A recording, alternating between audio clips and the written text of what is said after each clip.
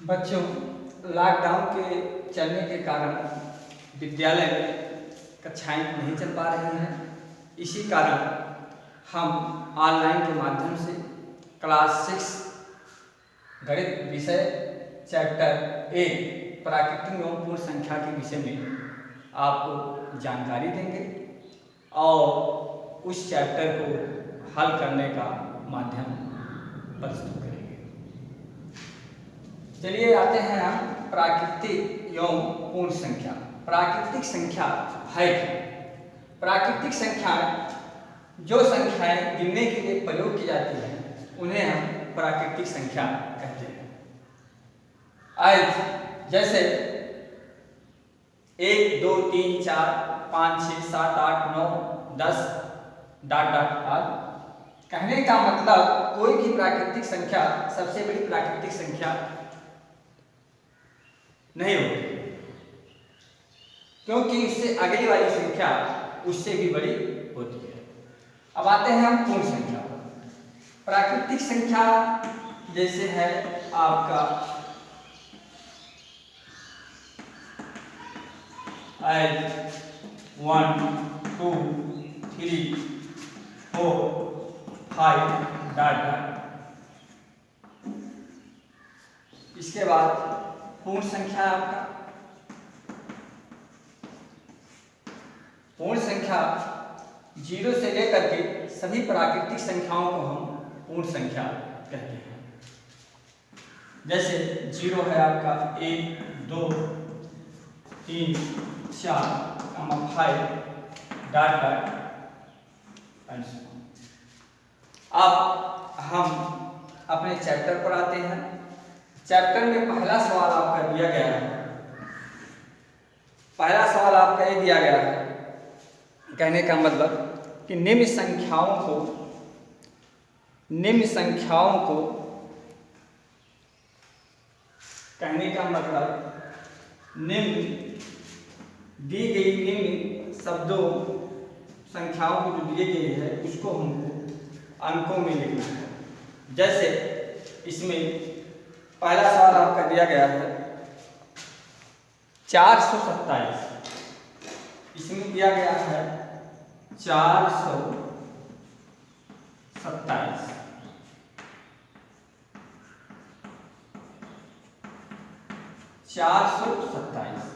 अब इनको हमको लिखना है अंकों में, यानी निम्न दी गई सब संख्या शब्दों को जो है आपको उसमें लिखना है आपको अंकों में। तो 427 हमें लिखना है, तो ये आपका हो गया 427। उसके बाद इसमें दिया गया है आपका अगला है 3501। 3501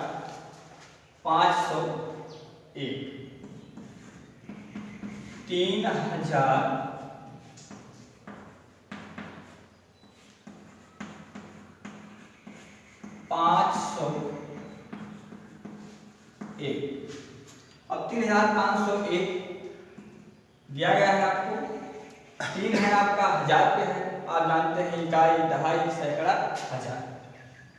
3 आपका 1000 पे है, तो 3 आपको 1000 पे लिख दिया गया, कहने का मतलब इधर।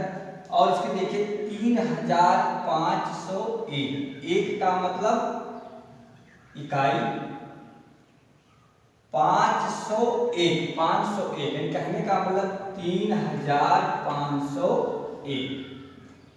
3500 5 सैकड़ा पर है, 0 आपका दहाई पे है, 1 इकाई पर। 3501।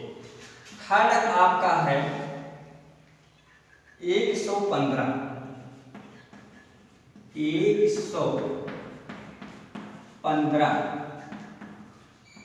115 बराबर 115। फोर्थ इसमें दिया गया है 79029। 79029। 79000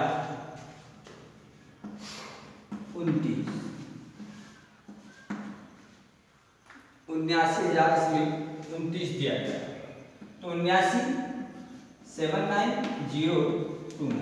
79,029। ये आपका पहले क्वेश्चन का आंसर था।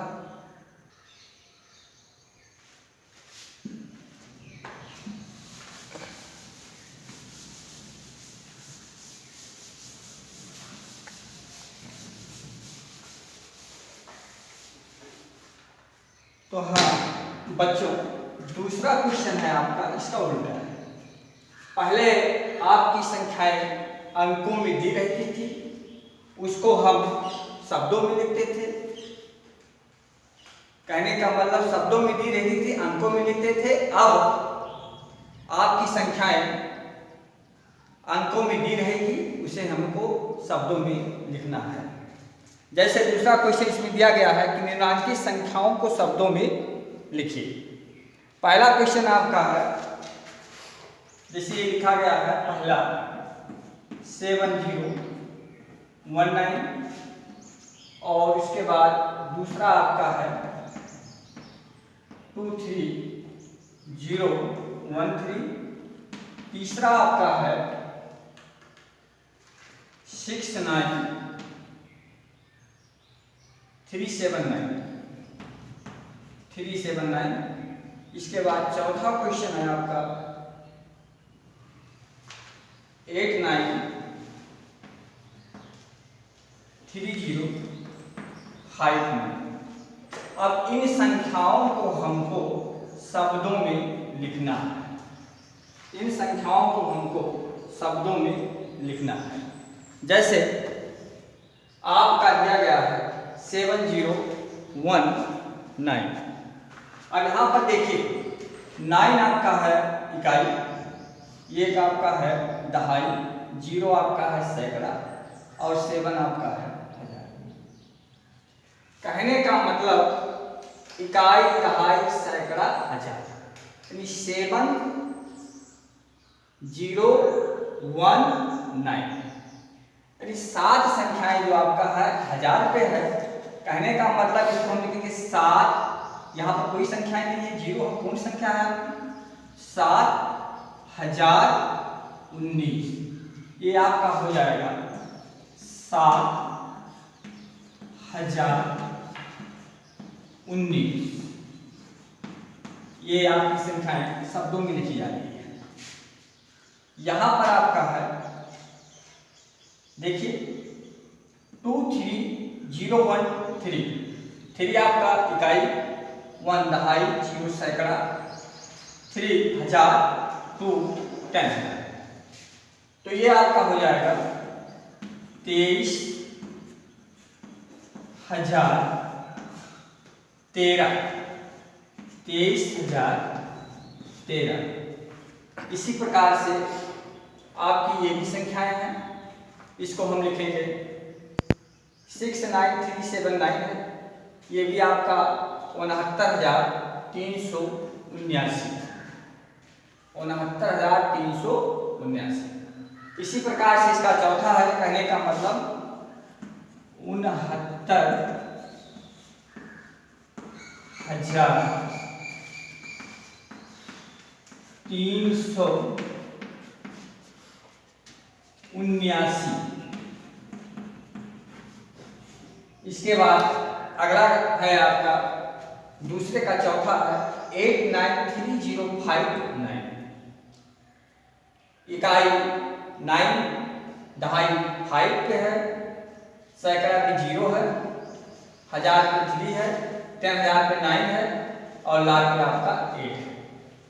इसका मतलब ये आपका हो जाएगा 8,93,059।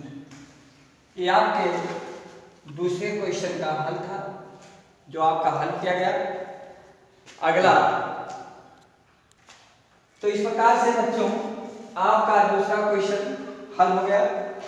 इसी प्रकार से आपको इस चैप्टर से सारे क्वेश्चन हल करने हैं। जैसे इसमें दिया गया है, ये दूसरे का आ खंड था, ये आपका दूसरे का आ खंड था, इसके बाद दूसरे में आपका दिया गया है बा खंड।